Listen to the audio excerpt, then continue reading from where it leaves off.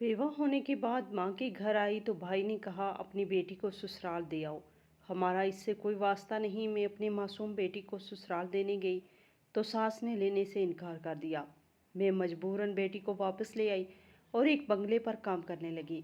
मालकन के बेटे मजाक मजाक में मेरी बेटी के जिस्म पर हाथ लगाते, उसके साथ नाजेबा हरकत करते। मालकन से शिकायत करती तो वो नौकरी से निकालने की धमकी देती और भाई से कहती तो वो कहता मुझे कोई परवाह नहीं। मैं रोकर चुप हो जाती। आज काम करते हुए मेरी बेटी चीखने लगी। मैं भाग कर कमरे में गई तो जान निकल गई, सामने मेरी बेटी की लाश। थकन से चूर बदन लिए चारपाई पर मैं अभी लेटी ही थी कि अचानक मेरी बेटी, जो अभी सिर्फ 4 साल की थी, उठ गई और रोने लगी। इसका रोना भला वजह नहीं था, वो भूख की वजह से रो रही थी। दूध का डब्बा कब का ख़त्म हो गया था और इस बात की बरवक्त याद दहानी में अपने शोहर को सुबह ही करवा दी थी, लेकिन वो टिस से मिस नहीं हुआ। अब ये आलम था कि वो मेरे बहलाने पर भी चुप नहीं हो रही थी। मैं इसे कभी गोद में लेकर बैठती और कभी इसे कंधे से लगाकर कमरे में टहलने लगती, लेकिन आखिर को इतनी सी बच्ची आखिर कितना सब्र करती। अब तो वो बहलाने से भी चुप नहीं हो रही थी और उसे उठा उठा कर मेरे कंधे और बाजू बिल्कुल शैल हो चुके थे। रात के इस पहर इस नन्ही सी जान को ऐसा क्या करूं कि वो खामोश हो जाए। मैं बस परेशानी से यही सोचे जा रही थी कि अचानक दूसरे कमरे में लेटा हुआ मेरा शोहर, जो मोबाइल में मसरूफ़ था, गुस्से भरी आवाज़ में चीखा, किधर मर गई हो? बच्ची क्यों रो रही है? इसकी तेज़ चंडखारती आवाज़ ने मेरे दिल को चीर दिया। जब से बच्ची पैदा हुई थी इसने तो इस कमरे में आना ही छोड़ दिया था। वो बस अपनी ज़रूरत के तहत कमरे में आता और ज़रूरत मिटा कर कमरे से चला जाता। मैं रात रात भर बच्ची की वजह से अगर जागती भी तो इसे कोई परवाह ना होती। वो मज़े से साथ वाले कमरे में इंतहा सुकून से सोता रहता। मेरा भरा पूरा ससुराल था जहाँ पर फजर की अजान से लेकर रात 9-10 बजे तक काम ख़त्म होने का नाम ही नहीं लेते। पूरे दिन काम कर कर के मेरी जान हलकान हो जाती और जब मैं सोने के लिए कमरे में आती तो बच्ची मुझे सुकून से सोने न देती। पेट भर कर दूध न मिलने की वजह से वो अक्सर रात को जागती और मुझे भी जगाती। इतनी शदीद बेआरामी की वजह से मेरी सेहत तो ख़राब हुई ही थी, लेकिन मैं बेहद चिड़चिड़ी भी हो गई। शादी को भी साल ही हुआ था, लेकिन एक दिन भी मैं खुश नहीं रह पाई। शादीशुदा ज़िंदगी ने मुझे 1 साल के अंदर अंदर ही इतना थका डाला था कि कभी कभी मुझे लगता था कि बस मेरी हिम्मत अब ख़त्म हो गई है। अभी भी मैं नूर को चुप कराने की कोशिश कर रही थी। नींद से मेरी आंखें बंद हुई जा रही थी और थकन से पूरा जिस्म टूट रहा था, लेकिन नूर चुप होने का नाम ही नहीं ले रही थी। तो मुझे गुस्सा आने लगा, लेकिन जब इसके मासूम चेहरे पर मेरी निगाह जाती तो गुस्सा झाग की तरह बैठ जाता और अपनी बेबसी पर मुझे रोना आने लगता। जब बच्ची का रोना बिल्कुल ही बंद ना हुआ और अब के रोने की शिद्दत आ गई तो मैं ना चाहते हुए भी बच्ची को लेकर अपने शोहर के कमरे में गई। लेकिन मजाल है जो इसने मेरे कमरे में आने को नोटिस किया हो। वो मोबाइल पे सर दिए मज़े से लेटा हुआ था। तो मैंने आहिस्ता से इसे पुकारा, अमजद सुनिए, दूध बिल्कुल ख़त्म है। दूध का डब्बा ना से ही खुला दूध ही बाज़ार से ले आए। रात के इस वक्त इसने तेवरी चढ़ा के पूछा। तो मैंने तेज़ी से कहा, ज़ाहिर है बच्ची भूखी है, पानी मिला दूध सुबह से पिलाती रही हूँ, पेट नहीं भरा इसका, कुछ तो बंदोबस्त करना है ना।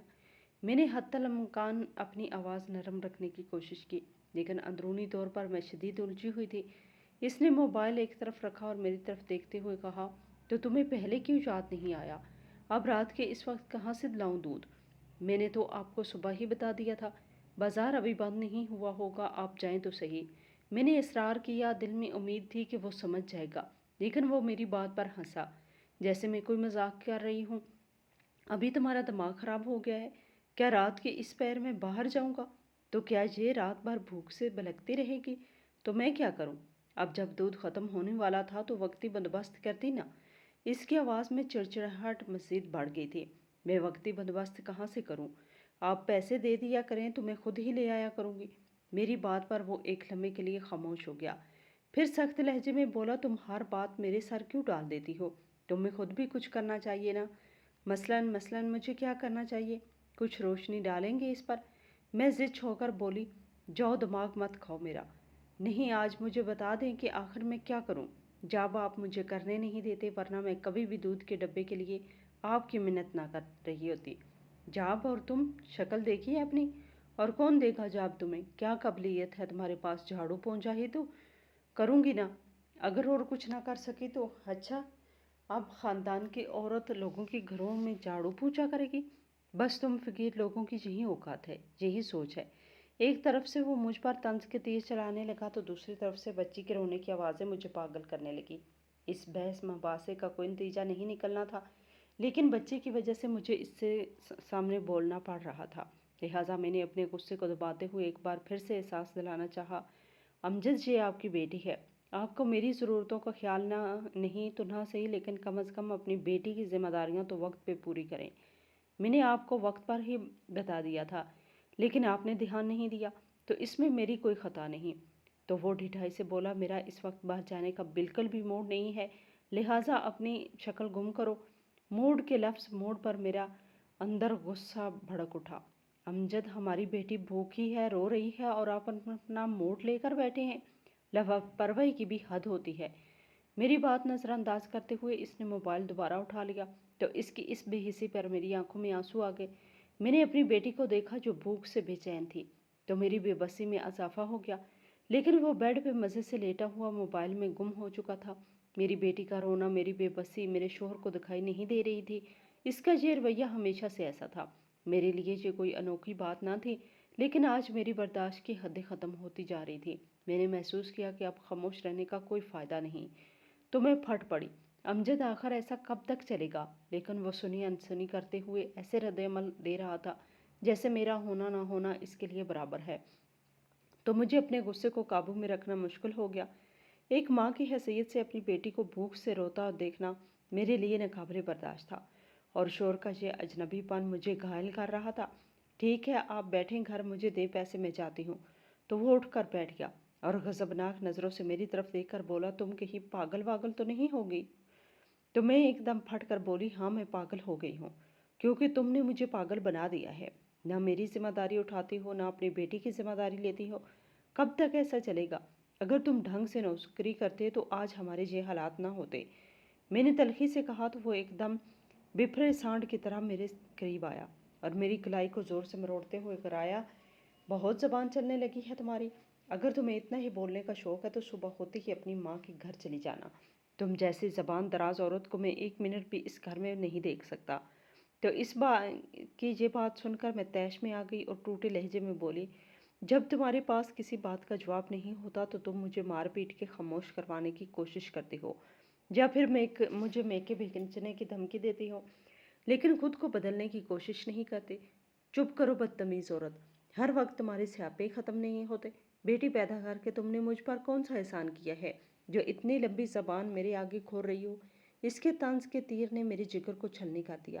جب سے نور پیدا ہوئی تھی وہ اٹھتے بیٹھتے مجھے بیٹی پیدا ہونے کے تانے ضرور دیتا تھا، اور اس کا یہ تانا مجھے اندر ہی اندر مار ڈالتا تھا، چلو نکلو کمرے میں سے، پتہ نہیں کیا مصیبت میرے گلے پڑ گئی ہے۔ اس بات پر میں تپ کر بولی کہ اگر تم ذمہ داریاں اٹھا نہیں سکتے تھے تو پھر شادی ہی کیوں کی تھی؟ خود بھی پریشان ہو اور ہمیں بھی ذلیل کر کے رکھا ہوا ہے۔ میری بات سن کر غصے سے آگ بگولا ہو گیا اور مجھ پر بڑھ پڑا۔ اس نے مجھے اتنا مارا کہ میرے کپڑے بھی پھٹ گئے، اور پھر اس نے مجھے کمرے سے دھکا دے کر باہر نکال دیا اور دروازے کو اندر سے کنڈی لگا کر لیٹ گیا۔ بچی اس شور شرابے میں سہم گئی۔ اپنی اور اس معصوم کی یہ حالت دیکھ کر میں روتی جا رہی تھی۔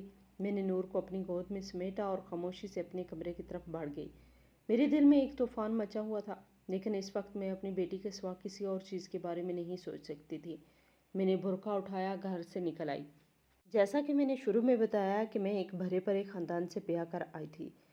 اس وقت بھی جب میرا شوہر مجھ سے بدزبانی کرتے ہوئے مار پیٹ رہا تھا تو سسرال کا کوئی فرد بھی مجھے چھڑانے کے لیے نہ آیا، نہ ہی کسی نے میرے شوہر کو یہ احساس دلانے کی کوشش کی کہ تمہاری بیوی تم سے کوئی برانڈڈ کپڑے یا اپنی عیاشی کے لیے پیسے نہیں مانگ رہی، بلکہ بچی کے دودھ کے لیے کہہ رہی ہے۔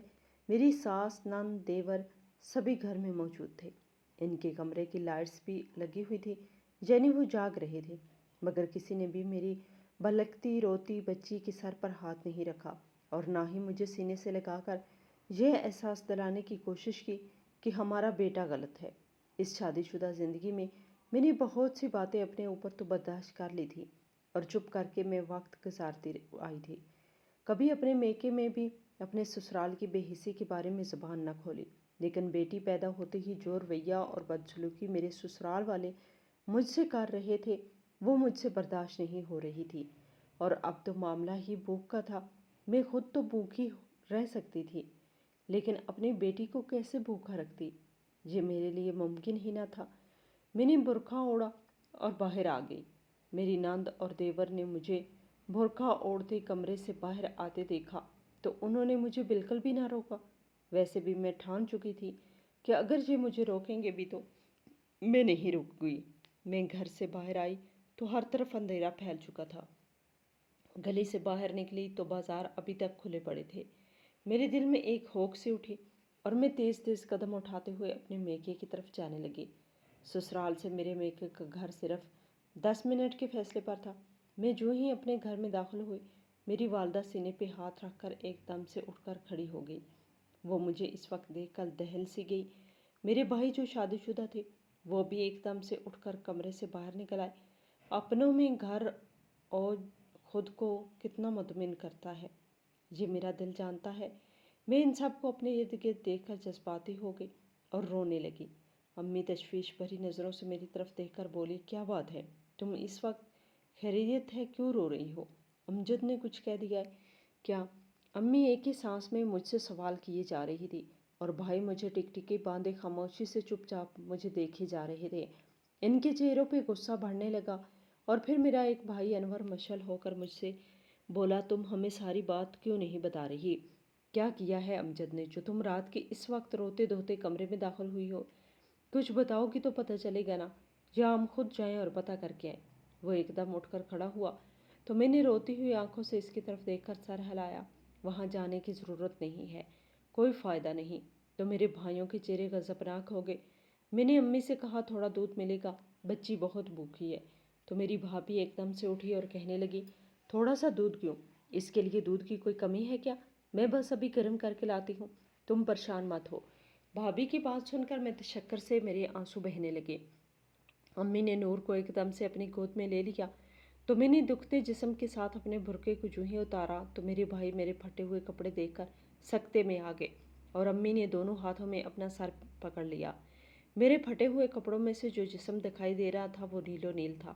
میرے بھائیوں نے اپنی آنکھیں بند کر لی تو کمرے میں موجود میری بھابھی نے مجھے اپنے کپڑے دیتے ہوئے کہا کہ کپڑے بدل لو، میں تمہارے لیے ہلدی والا دودھ لے کر آتی ہوں۔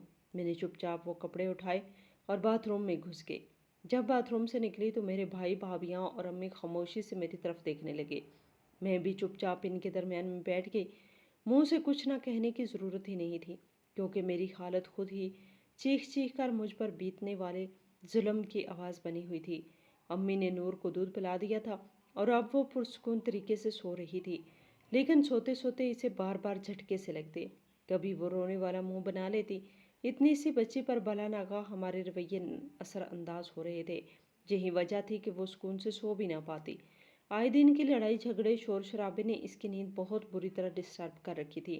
امی نے نور کو اپنے بیڈ پر ڈال دیا، بھابھی نے مجھے زبردستی نیم گرم ہلدی والا دودھ پلایا اور پھر میرے بھائی میرے سر پر ہاتھ رکھ کر اپنے کمرے میں یہ کہہ کر چلے گئے کہ تمہارے مسئلے کا حل انشاءاللہ ہم صبح نکالیں گے، تم سکون سے سو جاؤ، ابھی تمہارے بھائی زندہ ہیں، تمہیں اتنا پریشان ہونے کی ضرورت نہیں ہے، تم کوئی لاوارث نہیں ہو کہ کوئی بھی تمہارے ساتھ ظلم کرے اور ہم دیکھتے رہیں۔ ہم ان سے تم پر کیے گئے ایک ایک ظلم کا حساب لیں گے۔ بھائی اپنے کمرے میں جا چکے تھے۔ اب میں، امی اور نور اس کمرے میں تنہا رہ گئے تو امی بھی آواز رونے لگی۔ مجھ سے ان کا رونا اور سسکنا نہ دیکھا گیا تو میں اٹھ کر بیٹھ گئی۔ امی چپ کر جائیں، کیوں روتی ہیں؟ تو اب روؤں بھی نہ؟ کیا چاہتی ہو تم؟ میری ایک ہی بیٹی تھی اور وہ بھی سکھی نہیں ہے۔ اگلوں کی چار چار میرے گھر میں موجود ہیں، ہنستی ہیں، کھیلتی ہیں، آزادی سے کھاتی پیتی ہیں، اس گھر کی سیاہ سفید کی مالک ہیں، اور اس گھر کی بیٹی رات کے اس وقت پھٹے کپڑوں اور نیل نیل جسم کے ساتھ گھر میں داخل ہوتی ہے تو اس پر دل نہ پھٹے تو کیا ہو؟ کیسا نصیب ہے تمہارا؟ کیا خبر تھی یہ لوگ اتنے ظالم نکلیں گے؟ تمہارے ساس سسر کہاں تھے جب تم گھر سے آ رہی تھی؟ کسی نے تمہیں روکا بھی نہیں؟ تو میں نے امی سے کہا کہ سب موجود ہیں، مجھے باہر آتا ہوا دیکھا بھی، لیکن کسی نے روکا نہیں۔ سوچتے ہوں گے اچھا ہے سر سے بلا اتری، اور وہ تمہارا ناحجاز قسم کا شوہر اسے اپنی بیوی پر ہاتھ ہٹاتے ہوئے حیا نہیں آئی؟ کیا لڑائی کس بات پہ ہوئی تھی؟ تو میں ایک دم سے نظریں چرانے لگی۔ میں نہیں چاہتی تھی کہ ان کے سامنے لڑائی کی اصل وجہ لے کر آؤں۔ مجھے چپ دیکھ کر امی اٹھ کر بیٹھ گئی اور مجھے تذبذب میں دیکھ کر بولی، کیا بات ہے؟ میں نے کچھ پوچھا ہے تم سے؟ تو میں نے کہا، نہیں کچھ نہیں، بس معمول کی ہی باتیں تھیں۔ وہ معمول کی باتیں کیا ہیں کچھ پتہ تو چلے، کہیں تم غلطی پر تو نہیں ہو؟ یاد رکھو اگر تم غلطی پر ہوئی تو اچھی بات نہ ہوگی۔ تو میں امی کو دکھی نظروں سے دیکھا۔ میری یہ ہمیشہ سے عادت رہی تھی کہ میں اپنے سسرال کی کوئی بھی بات پورے طریقے سے امی کو نہیں بتائی تھی، اور نور کی پیدائش کے بعد جب میری برداشت کی حدیں ختم ہو گئیں تب بھی میں باتیں چھپا لیا کرتی تھی، کیونکہ میں جانتی تھی کہ میرے بھائی بہت جذباتی ہیں اور امی ہارٹ پیشنٹ، اسی لیے میں خود پہ سہتی رہتی تھی۔ امی مجھے کھوجتی ہوئی نظروں سے تکے جا رہی تھی، جبکہ میں تکیے پہ سر رکھے اپنے بدن کی ٹیسوں سے ذہن ہٹانے کی بار بار کوشش کر رہی تھی۔ تو امی اٹھ کر ایک دم میرے پاس آئیں اور میرے سر پر ہاتھ رکھ کر بولیں، کیا سوچ رہی ہو؟ جو تمہارے دل میں ہے وہ بتا کیوں نہیں دیتی؟ ماں بیٹیاں تو ایک دوسرے کے ہمراز ہوتے ہیں، بہتر ہوگا تم اپنے دل کا بوجھ میرے سامنے ہلکا کر لو۔ تو ان کی اس بات پر میری آنکھیں نم ہو گئیں اور میں اٹھ کر بیٹھ گئی۔ امی آپ کو امجد کا تو پتہ ہی ہے، جاب کوئی خاص کرتا نہیں، بس 2 مہینے 3 مہینے جاب کرتا ہے، پھر چھوڑ کر گھر بیٹھ جاتا ہے۔ پہلے سانجا کھاتا تھا تو وہ نوکری چھوڑ کر گھر بیٹھ بھی جاتا تھا تو بھی پیٹ کی آگ بجھانے کے لیے 2 وقت کی روٹی مل جاتی تھی۔ لیکن جب سے دوسرے تیسرے مہینے ایسا ہونا لگا تو دیورانیاں لڑنے لگی کہ پورا گھر میرا خاوند چلا رہا ہے، یوٹیلٹیز کے بل یا بجلی گیس کے بل سب اسی کی جیب سے جاتے ہیں، جبکہ بڑا بھائی کچھ بھی نہیں کرتا۔ ہمارے بھی بچے ہیں، ہم نے کسی کے گھر کا ٹھیکہ تو نہیں اٹھا رکھا۔ تو ساس سسر نے خاموشی اختیار کر لی، کہتے بھی کیا، کیونکہ وہ اپنی جگہ پر بالکل صحیح کر رہی تھی۔ مہنگائی بھی تو دیکھیں، اس دور میں کون کسی کا بوجھ اٹھاتا ہے؟ اور پھر امجد کوئی معذور تو نہیں، ہٹا کٹا ہے، لیکن ہاتھ پہ ہاتھ رکھے سارا سارا دن چرپائیاں توڑتا رہتا ہے، تو ایسے میں کون اسے چاہے گا؟ اس کے تو اپنے ماں باپ بھی تنگ تھے۔ کئی بار میری ساس مجھ سے الجھ گئی کہ جب سے تم بیاہ کر آئی ہو تب سے ہی امجد کے کام دھندے میں دل نہیں لگتا، تم اسے کہتی کیوں نہیں؟ جبکہ میں اسے کہہ کر تھک چکی تھی۔ اب تو حالت یہ ہے کہ میں ذرا سا بھی بولتی ہوں تو وہ ایک دم مجھ پہ ہاتھ اٹھا لیتا، اپنا سارا غصہ مجھ پہ اتارتا۔ کئی بار اپنی ساس کو میں نے کہا بھی کہ یہ مار پیٹ مجھے اس بات کی کرتا ہے، لیکن وہ پھر بھی مجھے باتیں سناتے ہوئے باز نہ آئے۔ ساس سسر کی الگ باتیں سنتی اور دیورانی کی نظریں مجھے الگ کھاتی۔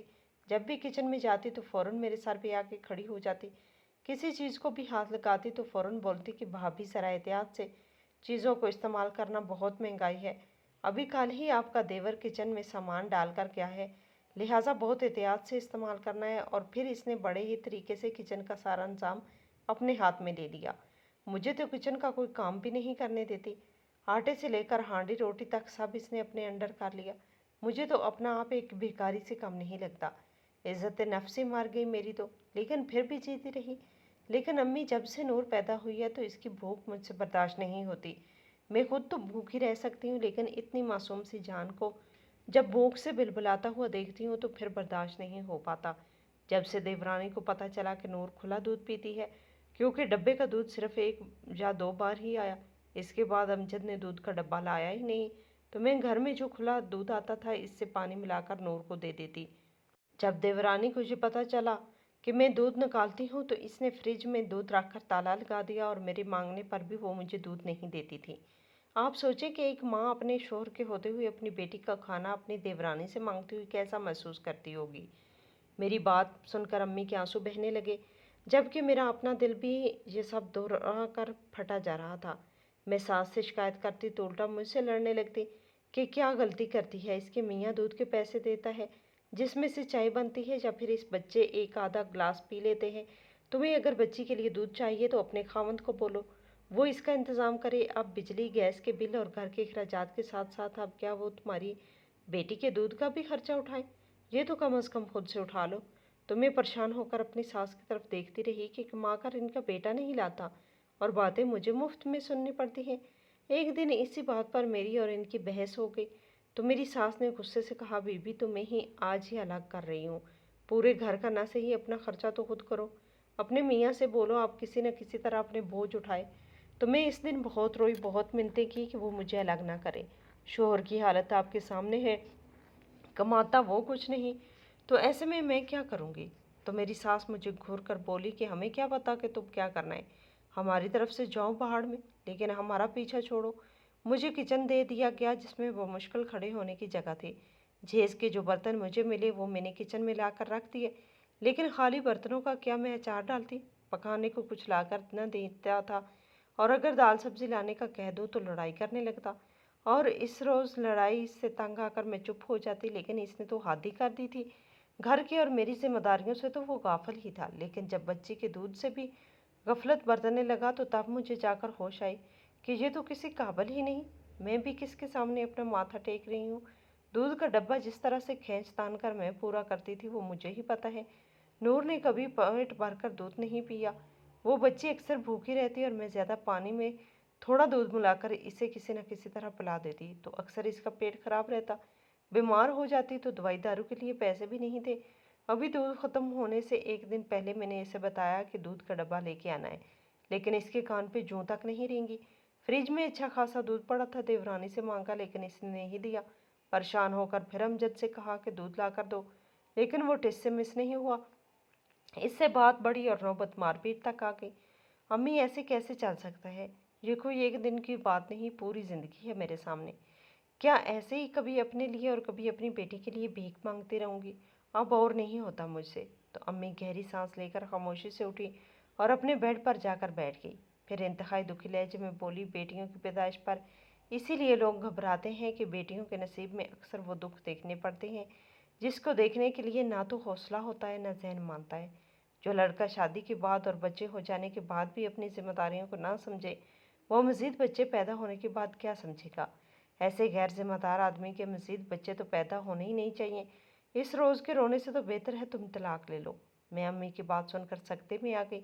ये ख्याल मुझे भी इससे एक साला शादी में कई बार आया, लेकिन फिर मैं डर जाती थी। लेकिन अब मुझे ये लफ्ज़ इतना नहीं डराता था, बल्कि इसके साथ रहने का खौफ ज़्यादा तकलीफ दे था। अम्मी ने मेरी तरफ देखा और फिर मुझसे पूछा, तुम क्या चाहती हो? तो इनकी बात सुनकर मैंने आंखें बंद कर ली और कहा, अम्मी मुझे कुछ नहीं पता कि मैं क्या चाहती हूँ, लेकिन मुझे ये पता है कि वो कभी नहीं बदलेगा। हमारे दरमियान लड़ाई ही इस बात पे शुरू होती है। जब मैं इसे जिम्मेदारियों का एहसास दिलाने लगती हूँ, मुझे भी आखिरी हाल यही दिखाई दे रहा है। अब तुम वहाँ नहीं जाओगी, ये मेरा आखिरी फैसला है। कान खोल कर सुन लो। आज इसने तुम्हें इतनी बेदर्दी से मारा है, कल को खुदा न खास्ता तुम्हें कोई नुकसान पहुंचा दिया तो फिर हम क्या करेंगे? फिर अम्मी ने मुझे सोने का कहा और ख़ुद भी लेट गई। सुबह हुई तो मेरे भाइयों ने मुझसे रात होने वाले वाक़ये के बारे में पूछा, तो मेरी बजाय अम्मी ने इन्हें सारी बात कह दी। तो मेरे चारों भाई उठकर कमरे से बाहर चले गए। उन्होंने मेरे शोर को कॉल की कि फ़ौरन घर पहुँचो। तो मैंने अम्मी से कहा, भाई ख्वाम हाँ इसे फ़ोन कर रहे हैं, मैं जानती हूँ नहीं आएगा। तो अम्मी बोली, अगर वो नहीं आएगा तो हम उधर चले जाएंगे, बात तो करनी है ना, ऐसे तो नहीं छोड़ा जा सकता इस मामले को। चलो कोई बात होती है, मर्द अपनी बीवी पर हाथ भी उठाता है। अब ये भी कोई बात है कि इसने तुम्हें मारा तो मैं खामोश हो गई। लेकिन मुझे बड़ी हैरत हुई जब कुछ देर के बाद मेरा शोर हमारे घर आ गया। वहीं अक्खड़ मसाजी, वहीं तनतनाता हुआ लहजा, वहीं आंखों में बेगानगी लिए वो हमारे घर में मौजूद था। और बजाय अपनी गलती तस्लीम करने के उल्टा मेरे ही भाइयों को इनके ही घर में तड़ियाँ देने लगा कि तो मेरे भाइयों को भी गुस्सा आ गया और उन्होंने कहा कि तुम जैसा गैर जिम्मेदार बाप हमने अपनी पूरी ज़िंदगी में नहीं देखा। हम तुम्हारे मामले में इसलिए नहीं बोलते थे कि चलो एक दिन सुधर ही जाओगे, लेकिन अब मामला हमारी बहन का नहीं बल्कि भांजी का भी है। तुम कम अज़ कम इसकी खातिर ही कोई रोज़गार ढूंढो, आखिर कब तक चलेगा? तो वो उल्टा मेरे भाइयों को धमकियाँ देने लगा और ताना देते हुए बोला कि अगर आपको अपनी बहन इतनी अजीज़ है तो अपने पास क्यों नहीं रख लेते, मेरे मत्थे क्यों मारी हुई है? इसकी बात सुनकर मेरे भाइयों को तैश आ गया। तो वो भी गुस्से से बोले कि अगर तुम्हारे अंदर इतनी काबिलियत नहीं थी तो शादी ही क्यों की? हमें क्या पता था कि तुम एक रखट्टू इंसान निकलोगे। इस बात पर मेरे शोर को गुस्सा आया और इसने मेरे भाई का गिरबान पकड़ लिया। तो मेरे चारों भाइयों ने मिलकर इसको खूब मारा। ये पहली बार थी कि मुझे इस पर बिल्कुल भी रहम नहीं आया और ना ही मेरे दिल के अंदर बीवी वाली कोई हमदर्दी जागी। इसके कपड़े भी गिरबान से वैसे ही फटे थे जैसे इसने कल रात मेरे कपड़े तार तार किए थे। और फिर इसी हालत में मेरे भाइयों ने इसे धक्के देकर घर से निकाल दिया। बात बढ़ चुकी थी और मैं जानती थी ये मामला किसी तौर पर अब नहीं सुधरेगा, کیونکہ ایک سال میں نے امجد کا یہ اندازہ کر لیا تھا کہ وہ انتہائی کینہ پرور انسان ہے۔ ایک بار جو بات اپنے دل میں رکھ لیتا ہے وہ اونٹ کی طرح اس کے دل میں جمی رہ جاتی ہے، وہ جلدی جلدی بھولتا نہیں، بدلہ ضرور لیتا ہے۔ پہلے اگر طلاق نہ بھی ہوتی، لیکن اس واقعے کے بعد مجھے پکا یقین تھا کہ یہ مجھے آج کل میں طلاق بھیج دے گا، لیکن اس کی نوبت ہی نہ آئی۔ پورے 3 دن بعد پتہ چلا کہ روڈ ایکسیڈنٹ میں امجد کی ڈیتھ ہو گئی۔ یہ خبر سن کر میرا دماغ معوف ہو گیا۔ نہ تو مجھے اس خبر پر کوئی خوشی محسوس ہو رہی تھی، نہ ہی دکھ۔ شوہر کے ایکسیڈنٹ کی خبر پر میری عجیب کیفیت تھی، وہ ہمیشہ ہمیشہ کے لیے میری زندگی سے چلا گیا۔ ایسے میں مجھے سمجھ نہیں آ رہی تھی کہ کیسے رد عمل دوں۔ ہماری شادی کم از کم خوشگوار نہیں رہی۔ ایک عجیب شور شرابے والی زندگی تھی اس کے ساتھ، لیکن اس کے مرنے کی خبر سنتے ہی دل میں ایک عجیب سا سکوت چھا گیا۔ مجھے سسرال جانا نہیں تھا، لیکن نہ چاہتے ہوئے بھی چلی گئی۔ مجھے اپنے سسرال والوں کی طرف سے بدسلوکی کا اندیشہ تھا۔ وہ میرے ساتھ نہ جانے کیا کرتے، کتنی نفرت اور طعنے دیتے، اس کا مجھے اندازہ نہیں تھا، کیونکہ میرا دماغ بالکل کام نہیں کر رہا تھا۔ میں امی کے ساتھ جیسے ہی اندر داخل ہوئی، میری ساس کی سرد اور الزام بھری نظریں میرے دل میں تیر کی طرح پیوست ہو گئی، اور ایک لمحہ بھی ضائع کیے بغیر بول پڑی، تمہاری وجہ سے مرا میرا بیٹا، مر گیا۔ تمہارے بھائیوں نے اسے گھر بلوا کر اتنی ذلت دی کہ اس نے خودکشی کر لی۔ اس کے الفاظ میرے دل کو چیرنے لگے۔ وہ میرے شوہر کی موت کا الزام مجھ پہ ڈال رہی تھی، میرے بھائیوں کی بدسلوکی کے بارے میں سرعام ذکر کر رہی تھی کہ خاندان کے لوگ بھی کانوں کو ہاتھ لگا رہے تھے اور مجھے سخت نظروں سے گھور رہے تھے۔ لیکن میری ساس اپنے بیٹے کے بارے میں نہیں بتا رہی تھی کہ اس نے مار پیٹ کر مجھے گھر سے نکالا تھا۔ اس کے نتیجے میں میرے بھائیوں نے اس سے باز پرس کی تو وہ اسے خودکشی کا رنگ دے رہی تھی، جبکہ یہ خودکشی نہیں تھی۔ وہ بار بار اپنے بیٹے کی سمجھداری کا ذکر اس انداز سے کرتی کہ وہ اتنا بیوقوف نہیں تھا کہ سامنے سے آتی ہوئی گاڑی کو دیکھ کر بھی سڑک کراس کرتا۔ ان کا موقف ذہن میں بجھا ہوا تھا کہ وہاں بیٹھنا محال ہو گیا۔ میرے دل میں بہت کچھ تھا بتانے کے لیے کہ اس شخص نے مجھے کبھی عزت نہ دی، کبھی بیوی کا مقام نہ دیا، اپنی بیٹی کی پیدائش پر بھی اسے کوئی خاص خوشی نہیں ہوئی، لیکن میں چپ چاپ اس کی میت کو دیکھتی رہی۔ میری آنکھوں میں نہ آنسو تھے، نہ بیوی کا کوئی دکھ۔ ایسا لگتا تھا جیسے میرے جذبات بہت پہلے ہی مر چکے ہوں۔ اس ناخوشگوار شادی میں 1 سال کیسے گزرا میرا دل جانتا تھا۔ جب نور پیدا ہوئی میں نے امید کی تھی کہ شاید اس ننھی سی جان کو دیکھ کر اس کا دل نرم پڑ جائے، لیکن اس نے تو جیسے کوئی پرواہ ہی نہیں۔ بچے کی پیدائش کی خبر سن کر وہ مجھے اسپتال میں چھوڑ کر چلا گیا تھا، اور یہ دکھ تو بھلانے جوگا ہی نہ تھا، لیکن خیر وہ ساری تلخ یادیں اب اس کے ساتھ ہی ختم ہو گئیں۔ اس کے جنازے کے گھر سے نکلتے ہی میری ماں نے مجھے وہاں سے اپنے گھر لے آئی۔ سسرال والوں نے نہ میرا جہیز واپس کیا، نہ کوئی عزت دی۔ میرے بھائیوں نے ان پر کیس کر دیا، لیکن ان کے ذہن میں ایک اور بات بھی تھی۔ میرے بھائی چاہتے تھے کہ میں اپنی بیٹی نور کو ان کے حوالے کر دوں۔ وہ کہتے تھے آخر تم اسے ساتھ رکھ کر کیا کرو گی، اس کی نشانی اپنے گلے میں ڈال کر کیوں پھر رہی ہو؟ تو میں اپنے بھائیوں کی یہ بات سن کر پریشان ہونے لگتی، تو وہ مجھے پریشان دیکھ کر کہتے تم وہاں پر تھی، لیکن تمہاری ساس نے ایک ایک لقمے کا تم سے حساب لیا، تو ہم کیوں ان کا گھر کا خرچہ اٹھائیں؟ اس بچی کی دودھیال زندہ ہے تو وہ جانے اور یہ بچی جانے، تم فوراً سے پہلے نور کو ان کے حوالے کر دو۔ یہ سن کر میرا دل بوجھل ہو گیا۔ نور کو چھوڑنے کا تو سوچ بھی نہیں سکتی تھی، وہ میری زندگی کا واحد سہارا تھی۔ ماں بننا آسان نہیں ہوتا، اور میں نے اپنی بیٹی نور کے لیے وہ سب برداشت کیا جو شاید کوئی بھی نہ کر سکتا۔ اپنے شوہر کی بے رخی، سسرال کی نفرت، یہاں تک کہ اپنی بیوگی کا غم بھی نور کی محبت میں دب گیا تھا۔ اب جب میرے بھائیوں نے اس معصوم کو مجھ سے چھیننے کی بات کی تو جیسے میرے پاؤں تلے زمین ہی کھسک گئی۔ میں نور کو نہیں چھوڑ سکتی۔ میں نے بھائیوں کے سامنے فیصلہ سنایا، ٹھیک ہے پھر ہم تم دونوں کا خرچہ نہیں اٹھا سکتے۔ بڑے بھائیوں نے سخت لہجے میں کہا۔ میں اپنے بھائیوں کی اس عجیب مطالبے پر شدید پریشان ہو گئی، اور میں بھی ان کے لوگوں کے حوالے نہیں کر سکتی تھی جنہوں نے مجھے ہمیشہ حقیر سمجھا اور نور کی پیدائش کے وقت اسے ایک بوجھ سمجھا، اور اس کے باپ نے تو کبھی اسے گود لے کر پیار ہی نہیں کیا، تو پھر بھلا کیسے یہ اسے پال سکتے تھے جنہوں نے پہلے دن ہی زندگی کے حق سے محروم کر دیا تھا۔ لیکن میرے بھائیوں کی باتیں میری جان کو آہستہ آہستہ کھا رہی تھی۔ میں خاموشی سے ان کی باتیں سنتی رہتی۔ دل میں ایک عجیب سی جنگ چل رہی تھی۔ سسرال والے تو پہلے ہی میرے نہ تھے، اور اب بھائیوں کے رویوں کو دیکھ کر لگتا تھا کہ وہ بھی اب میرا ساتھ چھوڑنے کے قریب ہیں، کیونکہ میرے بھائی اب مجھ سے اس طرح بات نہیں کرتے جیسے پہلے کرتے تھے۔ ان کا رویہ انتہائی اکھڑا اکھڑا سا رہتا۔ میں اپنے بھائیوں کے ہوتے ہوئے بالکل اکیلی ہو گئی تھی۔ اب نہ وہ پہلے کی طرح پیسے دیتے تھے، نہ ہی نور کی ضرورت کے حوالے سے مجھے خرچہ دیتے تھے۔ امی نے 1-2 بار میری سائیڈ لیتے ہوئے بھائیوں کو نرم رویہ رکھنے کے بارے میں کہا، لیکن انہوں نے انتہائی سختی سے امی کو خاموش کروا دیا تو اس کے بعد کبھی بھی نہیں بولی۔ شاید وہ میری وجہ سے اپنے بیٹوں سے تعلقات خراب نہیں کرنا چاہتی تھی۔ ہم جس پورشن میں رہتے تھے اس پورشن کو بھائیوں نے کرائے پر لگانے کا سوچا اور امی کو وہ اپنے ساتھ لے جانے کی باتیں کر رہے تھے، لیکن میں کس کے پاس رہوں گی؟ چاروں بھائیوں میں سے کوئی نہیں بول رہا تھا۔ میں اور امی خاموش نظروں سے ایک دوسرے کی طرف دیکھتے۔ میں یہ بات بہت اچھے سے جانتی تھی کہ اب میری اور امی کے درمیان جدائی آنے ہی والی ہے، کیونکہ شاید امی مجھے اپنے ساتھ نہیں رکھ پائیں گی اور میرے خدشے جلد ہی ان سامنے آن کھڑے ہوئے۔ وہ امی کو اپنے ساتھ لے گئے اور پورا پورشن انہوں نے کرائے پہ دے دیا اور مجھے کمرہ دے کر اکیلا چھوڑ دیا۔ میں جیوں یا مری، کچھ کھاؤں یا فاقے کروں ان کی بلا سے، یہ ان کے آپ درد سر نہ رہا۔ میں حیران تھی کہ یہ کیسے بھائی ہیں، جیسے جانتے ہیں کہ میرے پاس اخراجات کے پیسے نہیں، تو اس کے باوجود وہ میری کوئی مالی مدد کرنے کو تیار نہیں تھے۔ میں نے ایک دو بار امی سے کہا تو امی بھی انہی کی زبان بولتے ہوئے کہنے لگی کہ جب تمہارے بھائیوں نے ایک فیصلہ کر دیا تھا تو تمہیں مان لینا چاہیے تھا۔ اب میں کیا کر سکتی ہوں؟ تو میں چپ ہو گئی۔ اپنی معصوم بچی کے ساتھ بھوک کا یہ سفر طے کرنا میرے لیے آسان نہ تھا۔ نہ میں اسے چھوڑ سکتی تھی، نہ اس کی بھوک دیکھ سکتی تھی۔ میں نے اپنے سارے ہی رشتوں کا آزما لیا تھا، اس مشکل گھڑی میں کوئی بھی میرے ساتھ کھڑا نہیں تھا۔ میں جانتی تھی کہ میری زندگی کا سفر اتنا آسان نہیں، ہاتھ پہ ہاتھ رکھ کر نہیں بیٹھا جا سکتا۔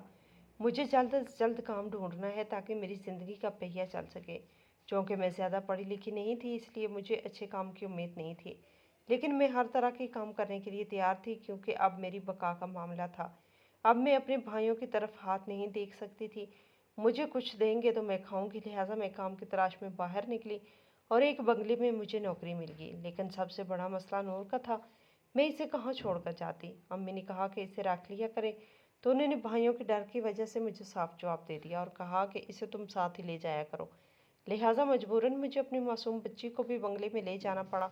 چونکہ روز آنا جانا میرے لیے آسان نہیں تھا تو مجھے مالکن نے بنگلے کے اندر ہی ایک سرونٹ کوارٹر دے دیا۔ وقت گزرتا رہا اور میری نور اچھی سمجھدار ہو گئی۔ میں نے اسے اسکول بھی داخل کروا دیا تاکہ وہ میری طرح ان پڑھ نہ رہے۔ مجھے جو تنخواہ ملتی وہ ساری کی ساری نور کی فیس اور گاڑی کے کرائے میں خرچ ہو جاتی، لیکن میرا ہاتھ ویسے کا ویسے ہی تنگ رہا۔ نور جب بنگلے والے کے بچوں کے ٹور دیکھتی تو اس کے دل میں اکثر سوالات اٹھتے۔ وہ معصوم تھی لیکن اس کی آنکھوں میں کئی بار احساس کمتری دیکھی۔ بنگلے کے بچے ہر وقت شاندار کھانے کھاتے، کپڑے پہنتے اور کبھی کبھار سیر کے لیے دور دراز کے مقامات پر جانے کی باتیں سن کر نور کو حسرت ہوتی تھی۔ نور کا دل کبھی کبھی بنگلے کے دسترخوان پہ سجے کھانے کو دیکھ کر مچل جاتا۔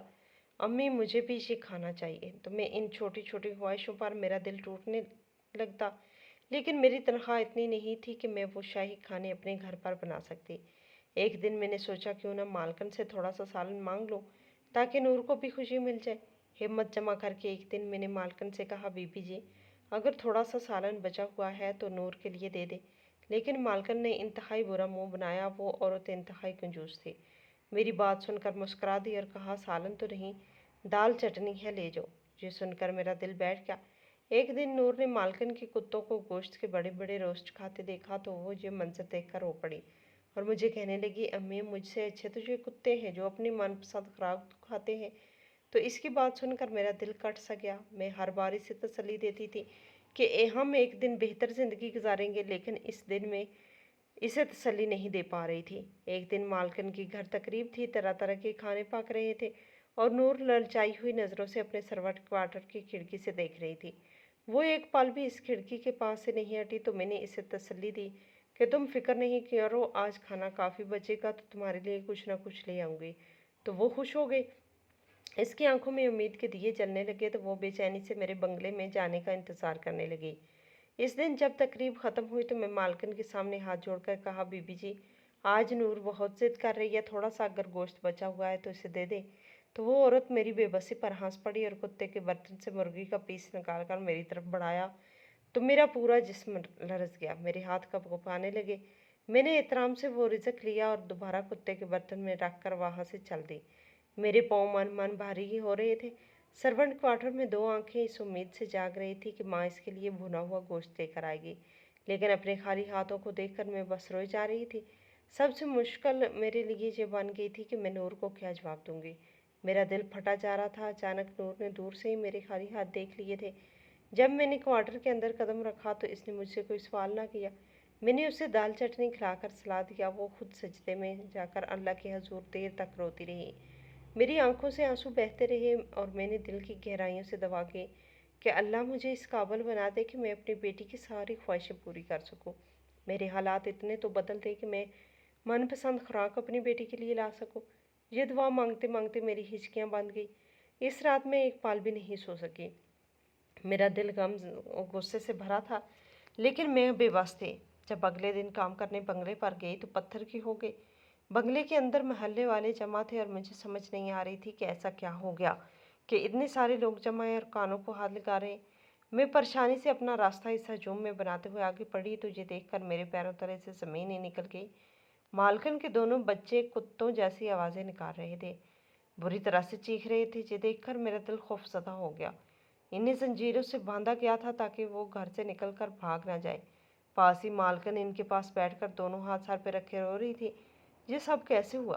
میں نے اپنے پاس کھڑی خاتون سے پوچھا تو انہوں نے کہا کہ یہ جن کتوں کو کھانا کھلاتی تھی انہوں نے ان کے بچوں کو کاٹ لیا ہے۔ ان کتوں کے کاٹنے کی وجہ سے کوئی ایسا وائرس ان کے بچوں میں پھیلا ہے کہ ان کے بچے بالکل کتوں جیسی حرکتیں کرنے لگے ہیں۔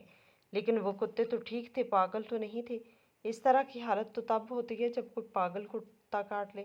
میں نے آہستہ سے کہا تو وہ خاتون کہنے لگی وہ کتے پاگل ہی تھے۔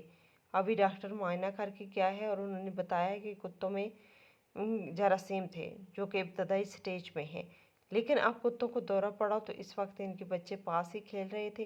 ان کتوں نے ان بچوں کو کاٹ لیا جس کی وجہ سے ان بچوں کی حالت ایسی ہو گئی۔ تو میں ان بچوں کی حالت دیکھ کر افسردہ ہو گئی۔ اتنے میں مالکن کی نظر جو ہی میرے چہرے پر پڑی تو اٹھ کر میرے قدموں میں گر گئی اور ہاتھ جوڑ کر مجھ سے معافی مانگتی ہوئی بولی یہ اللہ کا عذاب ہے۔ میں نے اس کی مخلوق کو بہت ستایا ہے جس کی وجہ سے میں اس حال کو پہنچی ہوں۔ مجھے معاف کر دو، شاید میرے بچوں کی تکلیف کم ہو جائے۔ اپنی بد دعا واپس لے لو۔ تو میں نے اس کے جڑے ہوئے ہاتھوں کو اپنے ہاتھوں میں پکڑ لیا اور چومتے ہوئے بولی کہ میں نے آپ کو کوئی بد دعا نہیں دی۔ لیکن وہ دیر تک مجھے یوں ہی گلے لگا کر روتی رہی۔ کچھ دنوں کے بعد ان کے دونوں بچوں کا انتقال ہو گیا اور اس انتقال کے بعد مالکن بالکل بدل گئی۔ میں ان کے بنگلے کو چھوڑ کر کہیں اور کام کرنا چاہ رہی تھی، لیکن مالکن نے مجھے جانے نہ دیا۔ انہوں نے نور کو اپنی بیٹی بنا لیا اور اب اس کی پرورش بالکل اپنی اولاد کی طرح کرنے لگی۔ مالکن کی مدد سے اب نور ماشاء اللہ سے ڈاکٹر بننے والی ہے۔ بس آپ تمام سننے والے دعا کریں اللہ اس کا نصیب اچھا کرے۔